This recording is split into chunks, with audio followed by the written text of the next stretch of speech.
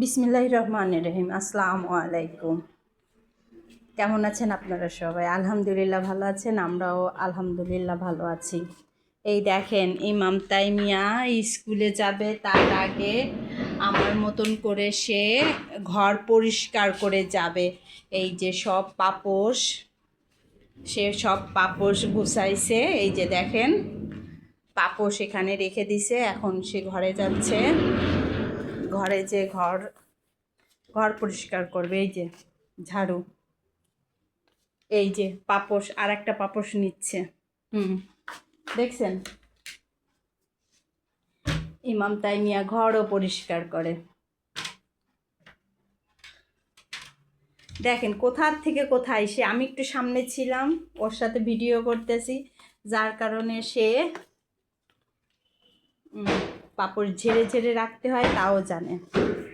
আসলে কি যে এইসব বাচ্চাদের দেখে আপনার নেগেটিভিটি না, পজিটিভটা প্রচার করে, পজিটিভটা ধারণা করেন, পজিটিভটাই হবে। এই যে দেখেন, সে পাটি উঠাচ্ছে, সে ঘরের কাজে খুব হেল্পফুল।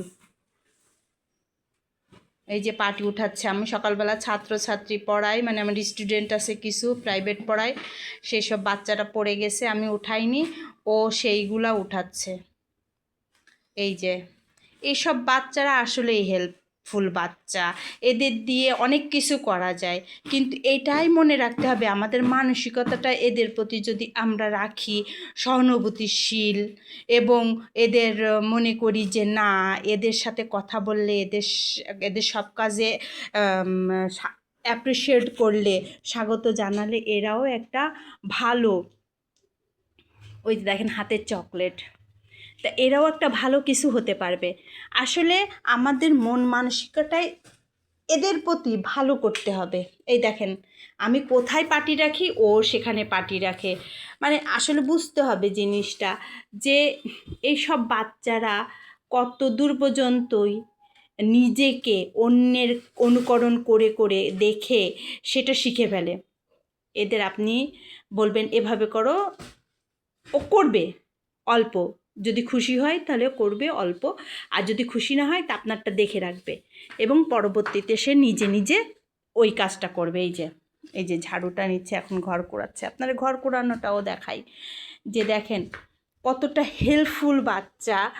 আর এদের আমরা দেখে বলি, ও মা, এ কে আসছে, কে তাইমিয়া আসতেছে, তাইম আসতেছে, ওরে আল্লাহ, ভয় ভয় ভয়।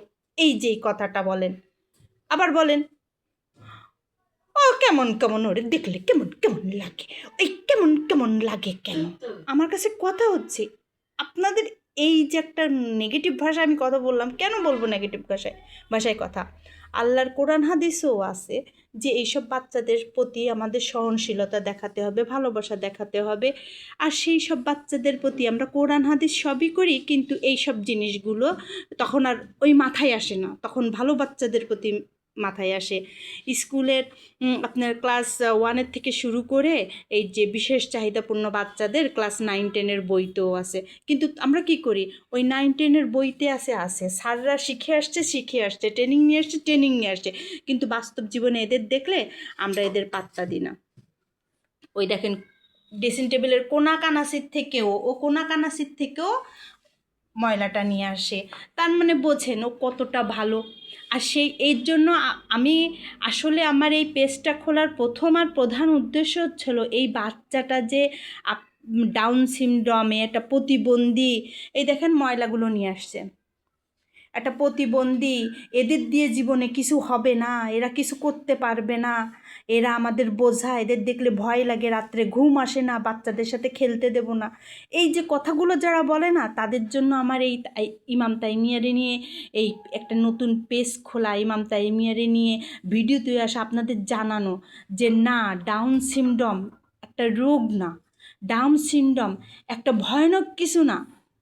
আসুন আমরা সবাই মিলে এদের সাহায্য সহযোগিতা করি, যাতে এরাও আমাদের মতন সমাজে মাথা তুলে বাঁচতে পারে, মাথা তুলে চলতে পারে। তা নাহলে ঘরের এক কোনায় যদি আমরা এদের রেখে দিই, তা শেষ পর্যন্ত এরা যতদিন বাঁচবে ততদিন এরা আপনার আমার বোঝা হয়ে বাঁচবে। দরকার কি, এদের কাজটা এরা করুক। এই যে আমার ইমাম তাইমিয়া নিজে নিজে একা একা গোসল করবে, একা একা গা হাত পা সাবান দেবে, মাথায় শ্যাম্পু করবে, আবার একা একাই জামা কাপড় পরবে। ওর আব্বুকে দেখে কিভাবে গামছাটা বাথরুম থেকে বের হলে বা গামছাটা কিভাবে পরে আসতে হয়, ওর লজ্জাস্থানের হেফাজত ও নিজেই করতে পারে। তাহলে কেন আমরা ওকে দেখে এই ধরনের কথা বলি? এই দেখেন দরজাটা মেলে, দরজার পিছনে যে ময়লা থাকে সেও জানে যে ওইখান থেকে ময়লা বের করে কুড়াইতে হয়। তা আসলে কি, আমাদের মন মানসিকতাটা ঠিক না করা পর্যন্ত আমরা হয়তো নিজেরা কখনোই আমাদের নিজেদের উন্নতিও হয় না, আর আমরা আরেকজনের উন্নতিও করতে পারি না। যাই হোক, আজকে ইমাম তাইমিয়ার এই ব্যাপারটা নিয়ে আপনাদের সাথে অনেক কথা বলে ফেললাম। যাদের যাদের খারাপ লাগলো শুনতে, আমি তাদের কাছে হাত জোর করে মাপ চাচ্ছি। আর যারা মনে করেন যে না, আসলে ডাউন সিনড্রোম এই বাচ্চাটারে নিয়ে ওর মা আসলে চায় পৃথিবীর সবার সাথে মেলাতে, সবাইরে বোঝাতে, জানাতে, যার কারণে ওর মা এই ধরনের ভিডিও করে আমাদের ছাড়ে, যে আমরাও যদি আশেপাশে কখনো এরকম কোনো বাচ্চা দেখি তাহলে তার সাথে যেন একটা ভালো আচরণ করি, কারণ এইসব বাচ্চারা ভালো হয়। এই দেখেন ময়লা এনে এক জায়গায় রেখে দিচ্ছে। তো এত সুন্দর একটা বাচ্চার সাথে কেন একটা খারাপ আচরণ হয়? কেন বলি এই আমার ছেলে তুই বা আমার মেয়ে তুই ওই তাইমিয়ার সাথে মিশবি না, ওই তাইমিয়ারটা প্রতিবন্ধী, কেন বলি বলেন তো? বলার কোনো প্রয়োজন আছে? আচ্ছা, আজ এই পর্যন্ত। আল্লাহ হাফেজ, আসসালামু আলাইকুম।